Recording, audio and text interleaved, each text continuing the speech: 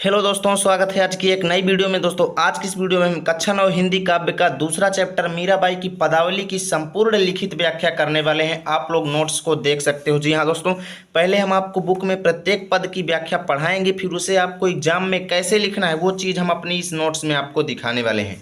तो ये नोट्स को अभी कर देते हैं बाहर और चलिए शुरू करते हैं वीडियो को। एक एक पद को आपको पहले अच्छे से एक्सप्लेन करते हैं, उसके बाद फिर आपको नोट्स में दिखाएंगे कि कैसे आपको उसे एग्जाम में लिखना है। ठीक है ना। तो चलिए वीडियो को शुरू करते हैं। तो यहाँ पर देखो पहला पद क्या दिया गया है। मीराबाई की पदावली का पहला पद देखिए। बसो मेरे नैनन में नंदलाल, मोर मुकुट मकराकृत कुंडल, अरुण तिलक दिए भाल। बसो मेरे नैनन में नंदलाल। देखो एक एक शब्द को समझना, ठीक है ना। यहाँ पर मीराबाई जी क्या कहती हैं कि बसो मेरे नैनन मतलब नेत्रों में, बसो मतलब निवास करो, मेरे मतलब मीराबाई के। मीराबाई जी क्या कहती हैं कि मेरे नेत्रों में निवास कीजिए। नंदलाल मतलब श्री कृष्ण नंद बाबा के पुत्र, अर्थात हे भगवान श्री कृष्ण आप मेरे नेत्रों में निवास कीजिए। क्या कहते हैं कि आप मेरे नेत्रों में निवास कीजिए। मोर मुकुट मकराकृत कुंडल, अरुण तिलक दिए भाल।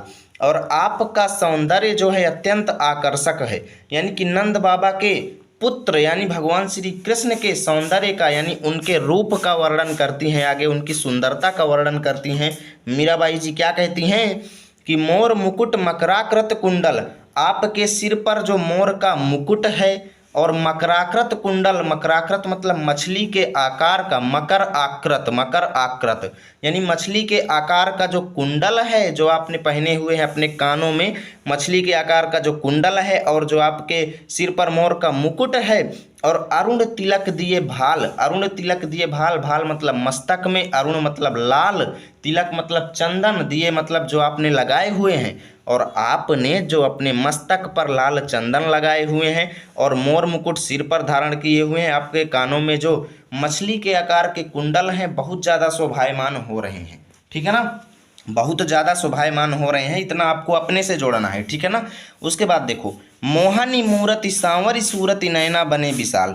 मोहनी मूर्ति मतलब मन को मोह लेने वाली आपकी मूर्ति है, यानी आपका सौंदर्य जो है मन को मोह लेने वाला है। और सांवरी सूरत, सांवरी सूरत मतलब आपका स्वरूप, आपका चेहरा जो है वो श्यामल है। ठीक है ना।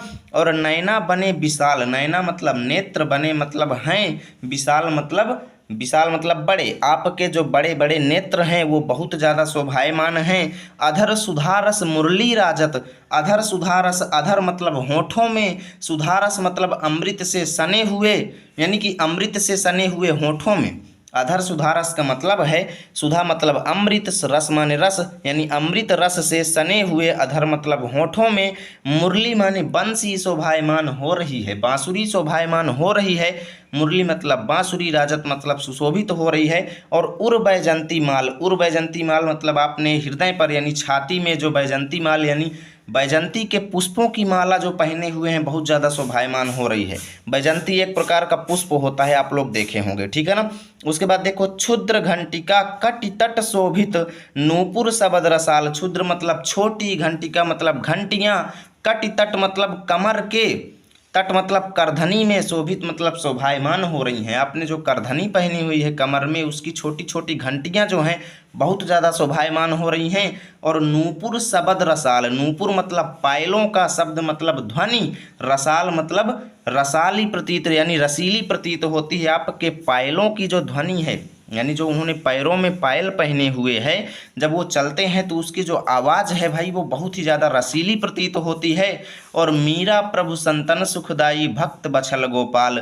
मीरा प्रभु, मीरा दास जी कहती हैं कि, मीराबाई जी कहती हैं कि प्रभु संतन सुखदाई यानी संतों को सुख देने वाले, भक्त वत्सल, भक्त वत्सल माने भक्त वत्सल यानी भक्तों से प्रेम करने वाले, गोपाल मतलब श्री कृष्ण आप मेरे नेत्रों में निवास कीजिए। ठीक है ना। तो इसकी पूरी व्याख्या हो गई। अब बात आती है भाई, अगर एग्जाम में ये आ जाएगा तो मित्रों इसको कैसे लिखेंगे।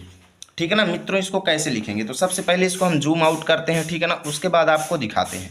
तो यहाँ पर देखो, अगर ये एग्जाम में आ जाएगा तो सबसे पहले आपको शुरू के 2 शब्द बसो मेरे, उसके बाद लास्ट के 2 शब्द लिख देना है, उसके बाद डैश डैश कर देंगे। उसके बाद उसके नीचे आपसे कुछ क्वेश्चन पूछे जाएंगे, जिनमें पहला क्वेश्चन रहेगा संदर्भ लिखने का। तो इसका संदर्भ आप कैसे लिखेंगे, देखो प्रस्तुत पद्य हमारी पाठ्य पुस्तक हिंदी काव्य में संकलित पदावली शीर्षक से अवतरित है, जिसके रचयिता मीराबाई जी हैं। ऐसे करना है, ठीक है ना।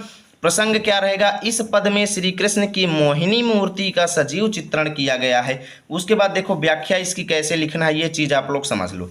मीराबाई कहती हैं कि नंद जी को आनंदित करने वाले हे श्री कृष्ण, आप मेरे नेत्रों में निवास कीजिए। आपके सिर पर मोर के पंखों से निर्मित मुकुट एवं कानों में मछली के आकार के कुंडल सुशोभित हो रहे हैं। मस्तक पर लगा हुआ लाल तिलक और विशाल नेत्रों से आपका श्यामल शरीर अत्यंत सुशोभित हो रहा है, ठीक है ना। अमृत रस से भरे आपके सुंदर होठों पर मुरली शोभायमान हो रही है। आप हृदय पर वन के पत्र पुष्पों से निर्मित माला धारण किए हुए हैं। आपकी कमर में बंधी करधनी में छोटी छोटी घंटियां सुशोभित हो रही हैं। आपके चरणों में बंधे घुंघरुओं की मधुर ध्वनि बहुत रसीली प्रतीत होती है। हे प्रभु, आप सज्जनों को सुख देने वाले, भक्तों से प्यार करने वाले और अनुपम सुंदर हैं। आप मेरे नेत्रों में बस जाइए। मीराबाई जी ये कहती हैं, भगवान श्री कृष्ण से प्रार्थना करती हैं। चलिए चलते हैं, अब हम इससे पहले इसका काव्य सौंदर्य भी आपको बता देते हैं, ठीक है ना। तो यहाँ पर देखो इसका काव्यगत सौंदर्य क्या होगा, देखो भाषा रहेगी ब्रज, शैली रहेगी मुक्तक, छंद रहेगा गेय पद, रस रहेगा भक्ति एवं शांत, अलंकार रहेगा अनुप्रास, ठीक है ना। ये आपसे पूछा जाएगा 2 नंबर का, तो काव्यगत सौंदर्य भी आपको इसका लिख लेना है, ठीक है ना। ऐसे आपको लिखना है। अब चलिए चलते हैं अगले पद पर।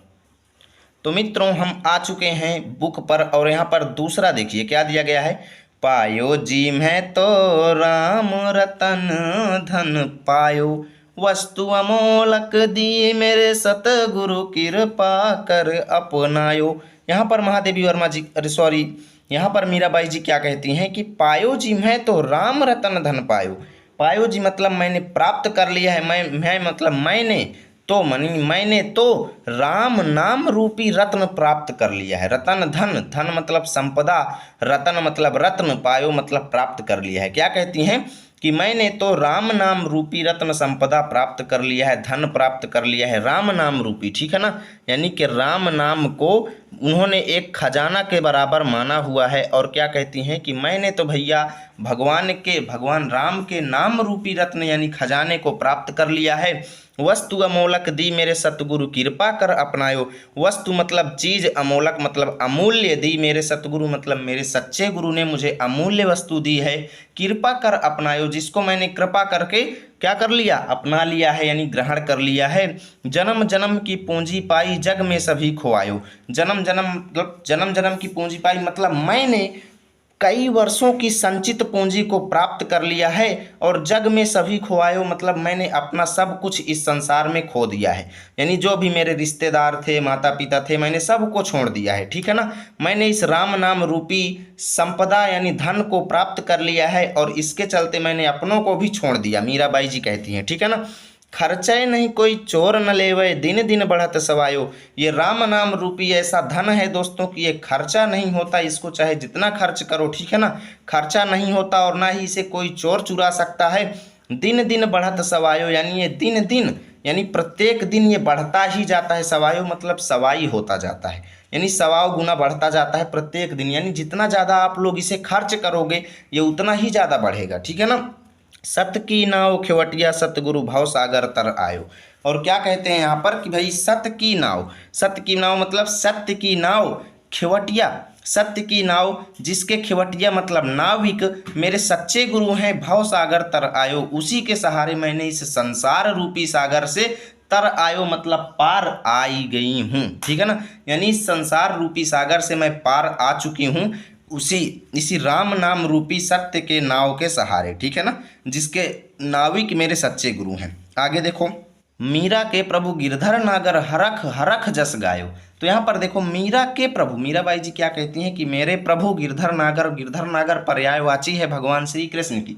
तो क्या कहती हैं कि मेरे प्रभु भगवान श्री कृष्ण हरख हरख जस गायो, मेरे स्वामी भगवान श्री कृष्ण हैं, और मैं उनका हरख हरख मतलब प्रसन्न हो करके उनका जस मतलब गुणगान गायो मतलब करती हूँ, मैं उनका गुणगान करती हूँ प्रसन्न हो करके, ठीक है ना। तो भैया इसकी व्याख्या कैसे आप लोग एग्जाम में लिखेंगे वो चीज़ चलो आपको दिखा देते हैं, ठीक है ना, जिसका आप लोग इंतजार कर रहे हैं बेसब्री से। तो यहाँ पर देखो हम जूम आउट कर दिए हैं। उसके बाद देखो सबसे पहले आपको लिख देना है पायो जी मैं तो एक तरफ, ठीक है ना। उसके बाद जस गायो दूसरी तरफ, डैश डैश कर देंगे। संदर्भ तो पूर्वत रहेगा, यानी जो पिछले वाले में मैंने आपको बताया है सेम वही आप लोग यहाँ पर भी लिख लेना, ठीक है ना। व्याख्या क्या रहेगी देखो, मीराबाई कहती है कि मैंने भगवान के नाम रूपी रत्न संपदा को प्राप्त कर लिया है। मेरे सच्चे गुरु ने यह अमूल्य वस्तु मुझ पर दया करके मुझे प्रदान की थी, ठीक है ना। मैंने उसे अंगीकार किया था। इस प्रकार मैंने गुरु दीक्षा के कारण कई जन्मों की संचित पूंजी प्राप्त कर ली और संसार की सारी मोह मायाओं का त्याग कर दिया, ठीक है ना। यह राम नाम की पूंजी ऐसी विचित्र है कि यह खर्च करने पर भी कम नहीं होती और न इसे चोर ही चुरा सकता है। यह प्रतिदिन अधिक होती जाती है। मैंने इसी ईश्वर नाम रूपी नौका पर सवार होकर, जिसके नाविक मेरे गुरु हैं, संसार रूपी सागर को पार कर लिया है, ठीक है ना। अंत में क्या कहती हैं मीराबाई देखो, अंत में मीराबाई कहती हैं कि गिरधर नागर श्री कृष्ण भगवान ही एकमात्र मेरे स्वामी हैं। मैं प्रसन्न होकर उनका गुणगान करती हूँ, ठीक है ना। उसके बाद देखो काव्यगत सौंदर्य, भाषा रहेगी ब्रज, अलंकार रहेगा अनुप्रास और रूपक, शैली रहेगी मुक्तक, छंद रहेगा गेय, पद रस रहेगा शांत, ठीक है ना। आप लोग इसका स्क्रीनशॉट ले सकते हो। अब चलिए चलते हैं अगले पद पर।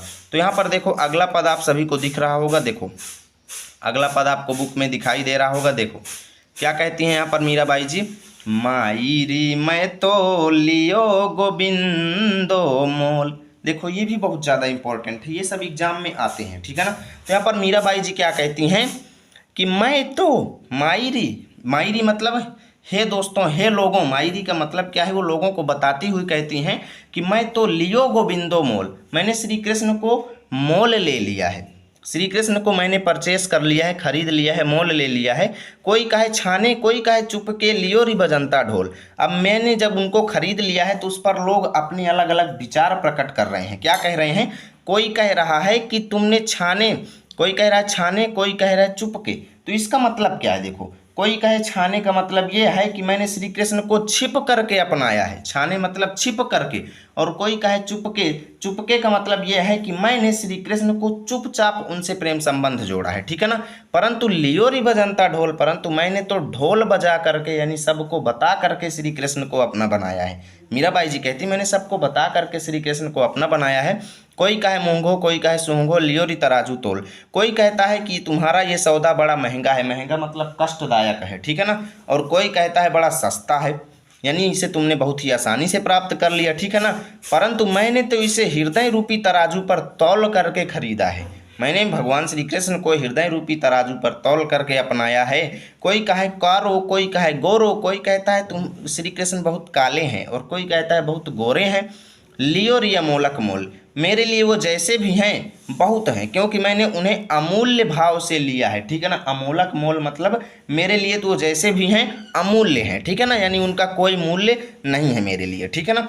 याही कु सब जाड़त हैं लियो री आँखी खोल, याही कु सब जाड़त हैं, यानी भगवान श्री कृष्ण को क्या कहती हैं कि मीराबाई जी की इसी को सब जानते हैं, इन्हीं बातों को सब लोग जानते हैं, और इसलिए लियो री आँखी खोल, यानी सब लोग यही जानते हैं कि मैंने भगवान श्री कृष्ण को आंखें खोल करके अपनाया है। ये बात सब लोग जानते हैं कि मैंने सोच समझ करके भगवान श्री कृष्ण को अपनाया है, और इसीलिए मीरा को प्रभु दर्शन दीनो पूरब जन्म को कौल।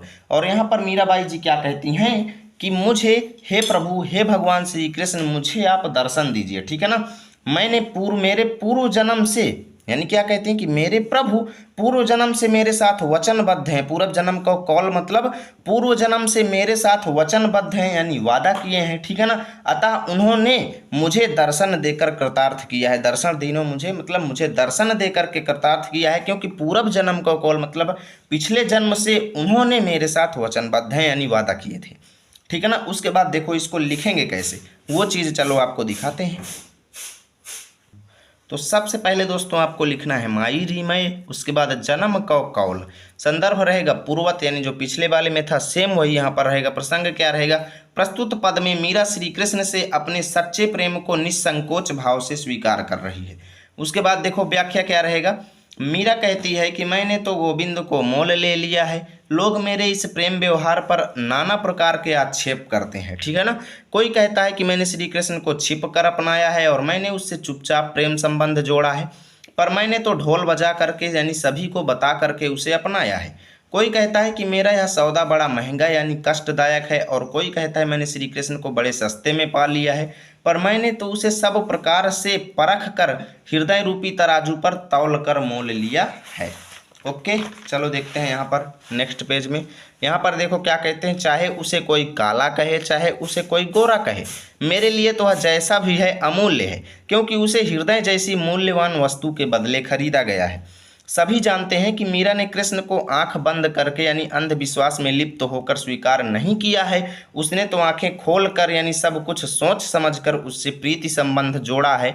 मीरा कहती है कि मेरे प्रभु पूर्व जन्म से मेरे साथ वचनबद्ध हैं, अतः उन्होंने मुझे दर्शन देकर कृतार्थ किया है। काव्यगत सौंदर्य देखो, भाषा रहेगी ब्रज, शैली रहेगी भावात्मक तथा व्यंग, रस रहेगा भक्ति, गुण रहेगा प्रसाद, छंद रहेगा गेय पद। ठीक है ना। और यहाँ से आज की वीडियो को खत्म करते हैं, मिलेंगे आपके साथ पार्ट 2 में बचे हुए पोर्शन को लेकर के।